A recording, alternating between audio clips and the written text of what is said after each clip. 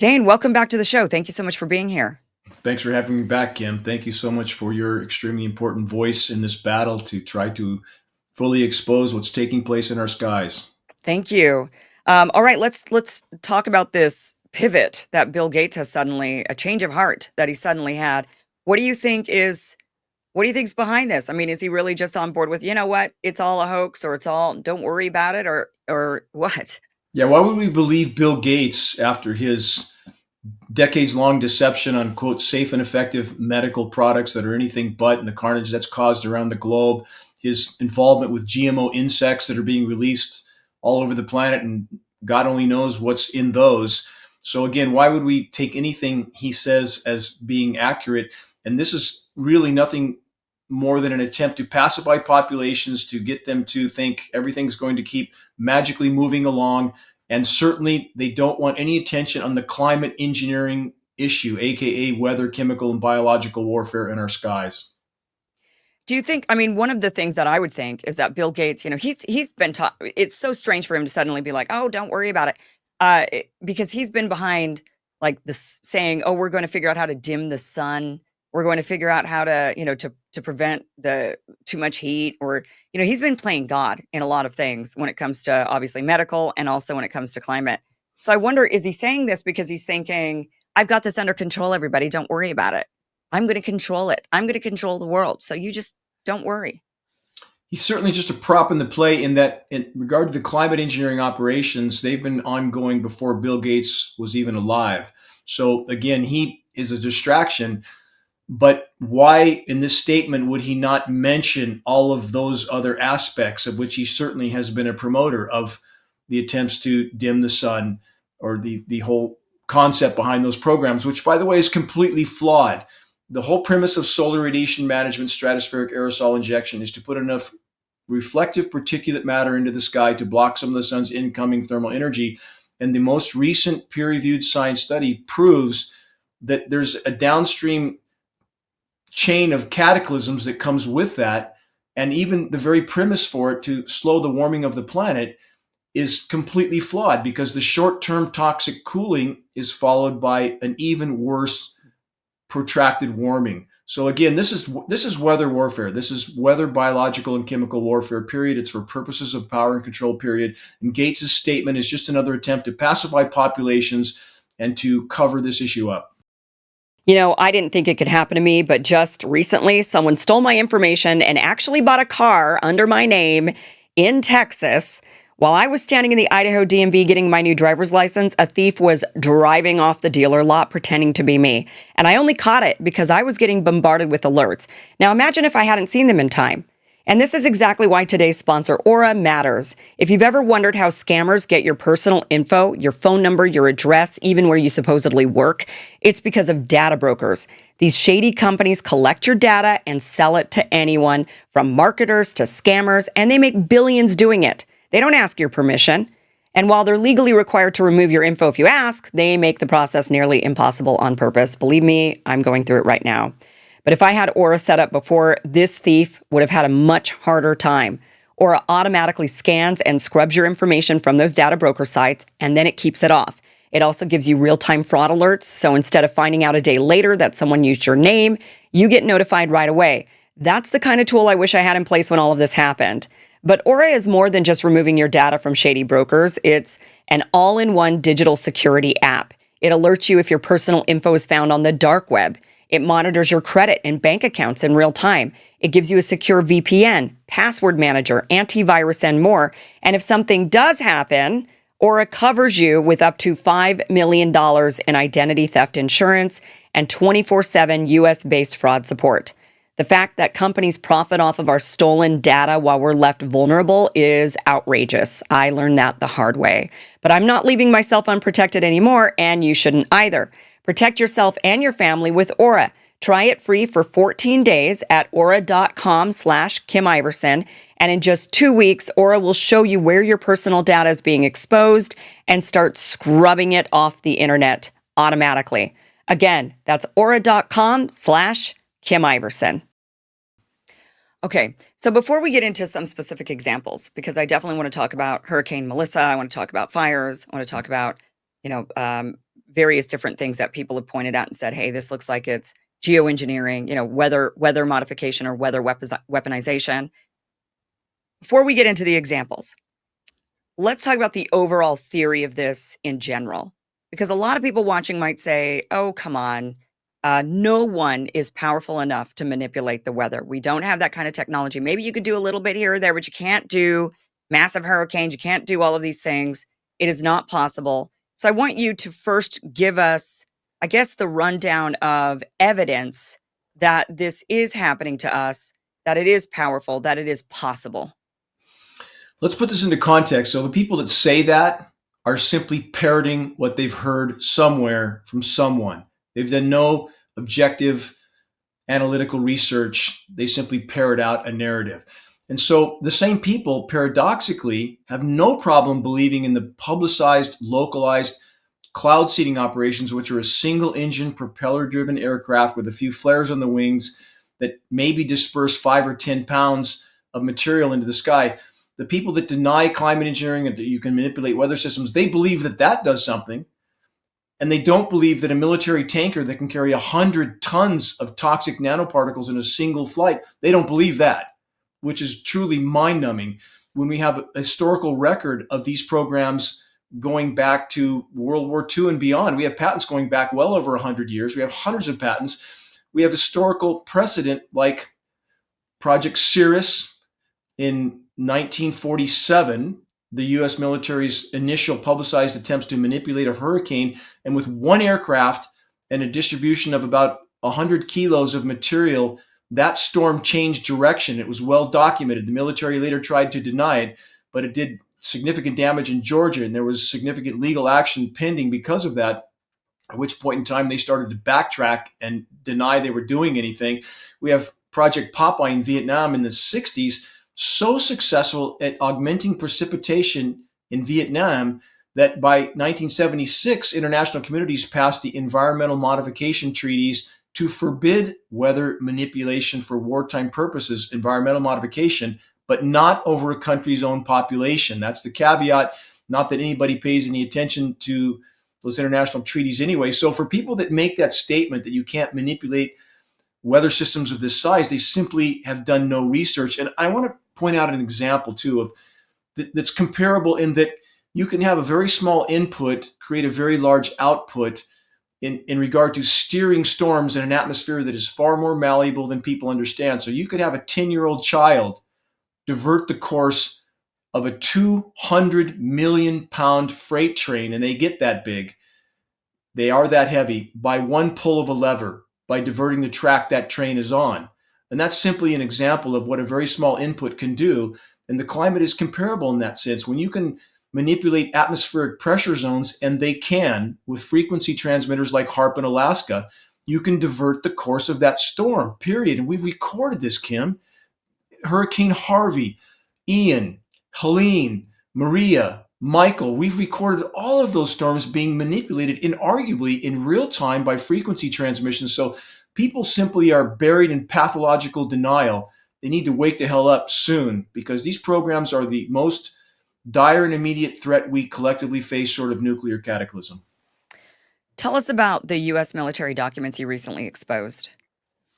Well, we have a number of them. And again, we have documents going back decades. One U.S. presidential document from the 60s, it's very damning. A congressional document, 800 pages long from the 70s, outlining the scope and scale of these programs, even then, with budgets in the hundreds of millions of dollars.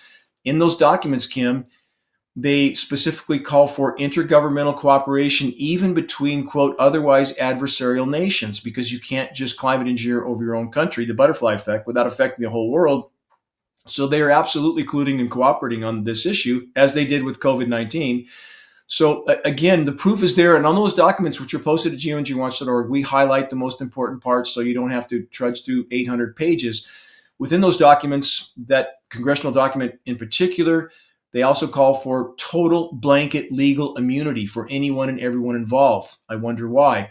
We know we had Soviet scientists here touring U.S. climate engineering facilities in the 60s at the height of the Cold War. Our scientists there touring their facilities.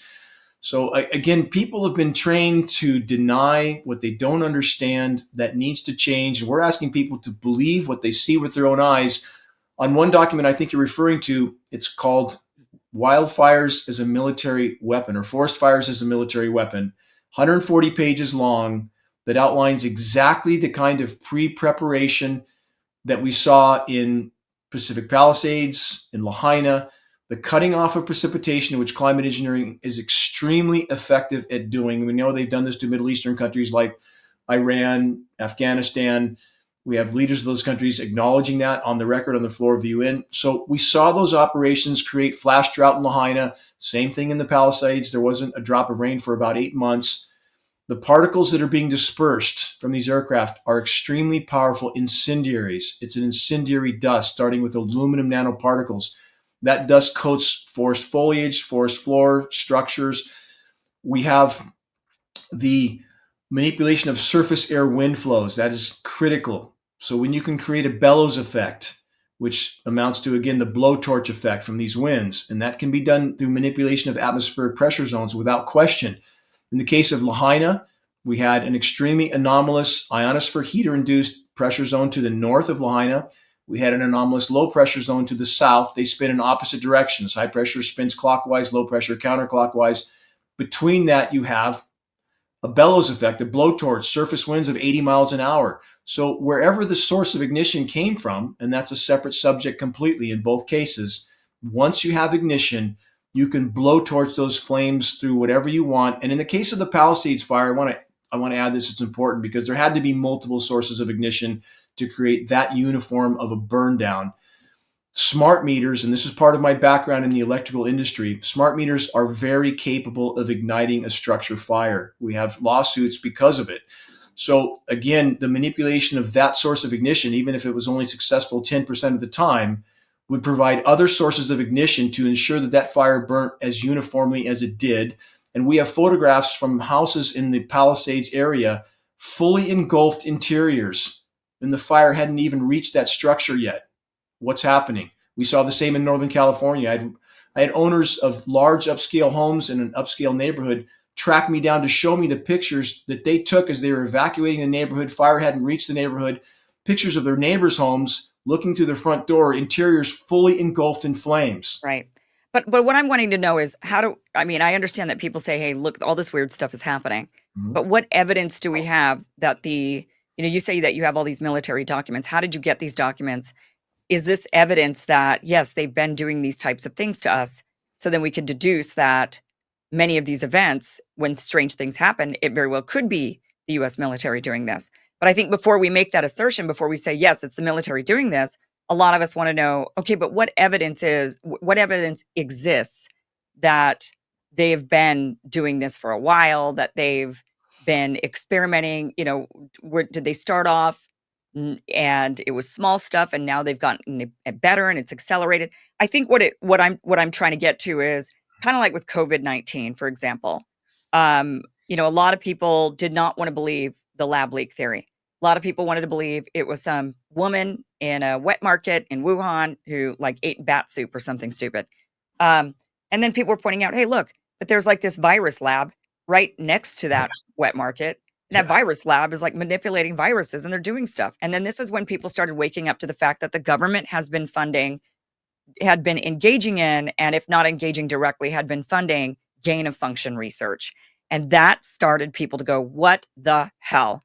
You guys have been manipulating viruses. Now they claim that they were doing it because they were doing it for our own good, right? It's, well, we've got to, just in case we have another plague or another, Spanish flu, we have to get ahead of it. So when we do this gain of function research, we understand viruses better. So it helps us save you better, right? I mean, that's kind of that's how they frame it. It's always for the benefit of you, of course.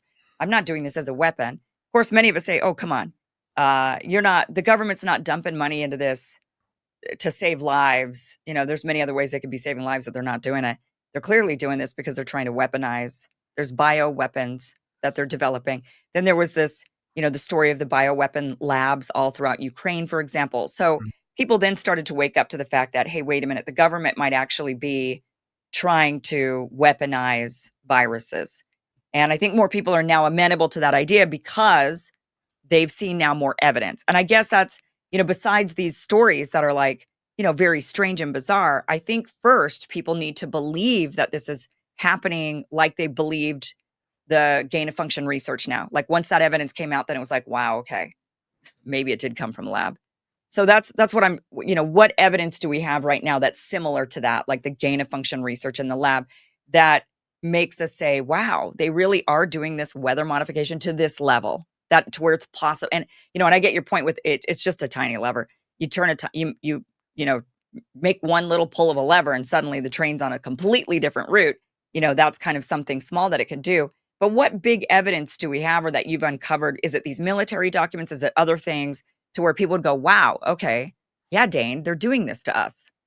The most powerful form of evidence, the most irrefutable form of evidence, is what people can see with their own eyes. We have film footage at geoengineeringwatch.org of these aircraft at altitude, KC-10s, KC-135, C-17 Globemasters, nozzles visible, turning dispersions on and off. If people don't believe what they see with their own eyes, there's nothing I or you or anyone else can tell them.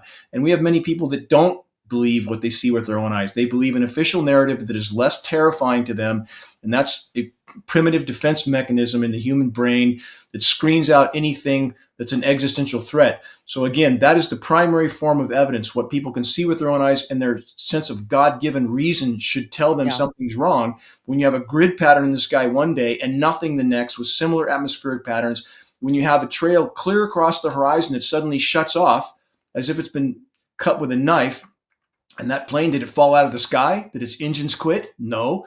And we have the so-called climate science community telling us, oh, well, when you see that, that plane's just entering a different atmospheric layer. That's absolute nonsense. The atmosphere does not layer vertically. You don't pass through a vertical wall of different atmospheric conditions. It layers horizontally.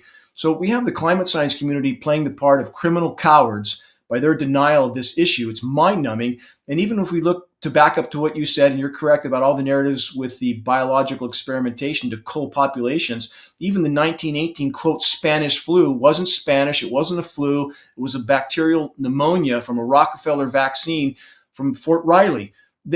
There's no question they've been preparing to cull the herd for a very, very long time. The data is irrefutable on all these fronts. So the bottom line is, with climate engineering, again, why would people think they wouldn't do this covert weapon of power and control? We have so many instances of it being used, historical precedent, military documents, film footage.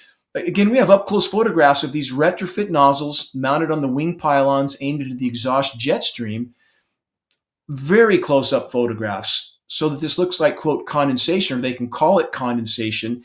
And we have the people within the science community and some within the aircraft industry claiming, oh, well, that's just a fuel dump, excess fuel dump. Really, you're going to dump excess fuel into the exhaust jet stream so the plane blows up? Really? Let's use our common sense here. That's a nozzle. So the bottom line is, again, we've tested for this particulate matter. Geoengineeringwatch.org spent over $100K taking a National Oceanic and Atmospheric Administration flying lab to altitude, top scientists in it. We tested what heavy aircraft were emitting, and these are all patented processes documented at geoengineeringwatch.org's documentary, The Dimming. Heavy aircraft spray dispersion methods. We sampled what they were dispersing, processed that at Rensselaer Polytechnic in New York, all on film, all on the record. That's an internationally recognized testing institution, and found exactly what we knew we would find: climate engineering elements, starting with aluminum nanoparticles. And aluminum in bioavailable form is toxic to all life forms, period. Is it any wonder that Alzheimer's, dementia, ALS, and countless other downstream neurodegenerative diseases are off the charts? Is it any wonder? I mean, it makes sense that they would be doing this. I can't imagine the military not. And do you think it's the military and not the government? I mean, the government is the military is, but you think it's the military arm of the government that is doing all of this? Without question. Okay. And all roads lead back to those who print the money. That's who owns militaries. Thus, they own governments. Again, elected officials, doesn't matter their political stripe, are ultimately puppets on the end strings of those who print the money, period. How can it possibly be otherwise? So yes, DOD is positively at the core. And we have, for example, with this administration, people still pretending that they're going to do something about this issue. That couldn't be further from the truth. I did, as you know, Robert Kennedy interviewed me for an hour. And in that interview, which he was leaned on to do by some important people because they called me beforehand and told me it was going to happen, he seemed uncomfortable during the interview. But in the Dr. Phil show, when a member of the audience stood up and asked Robert about this, have you seen that, Kim? Have you seen I that clip? haven't. No, I haven't. A member of the audience stood up and asked Robert about this issue. And that member of the audience mentioned me by name specifically, at which point they cut her off. And Robert, unfortunately, because he's being given bad data, not that he's at liberty to speak about this anyway, but he cited DARPA as a source of these programs, and that's no revelation. DARPA's at the core of everything nefarious and bad. Yeah. And then he unfortunately regurgitated the official denial that this is a jet fuel, jet exhaust issue, which is regurgitating that this is just condensation or jet exhaust. That's not true. These are sprayed aerosol dispersions. We have the head of the EPA, Lee Zeldin, doing nothing but covering up this issue, pretending is being, quote, transparent, just like they were transparent about what happened in CV19. So again, we should expect nothing but more cover up from those who represent the money printers that are at the core of all of this. That's the they that are behind these operations, but certainly DOD at the core. I mean, and why wouldn't they try to manipulate weather? I mean, weather has been the make or break for wars and battles, whether or not they win or lose. And, if they're willing to do biological testing or if they're willing to make biological weapons without thinking of, hey, what if this virus that you've just made extremely virulent, what if it escapes the lab?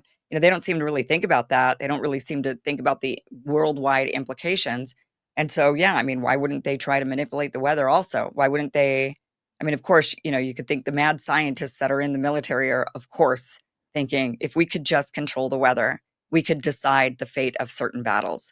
You're on a core point. I mean, your point is so core to this issue, Kim, in that, yes, with infected ticks, infected mosquitoes, they can blame nature and release these elements to curtail population descent and control populations. Same with the weather. It is the crown jewel weapon of the military industrial complex, the weapon with which they can, have been, and continue to bring populations to their knees without those populations ever even knowing they're under assault. Thank you for watching this clip from the full Kim Iverson Show, which you can catch Monday through Friday, 2 p.m. Pacific, 5 p.m. Eastern at KimIversonShow.com. It is free for you to watch. Again, 2 p.m. Pacific, 5 p.m. Eastern, KimIversonShow.com. See you there.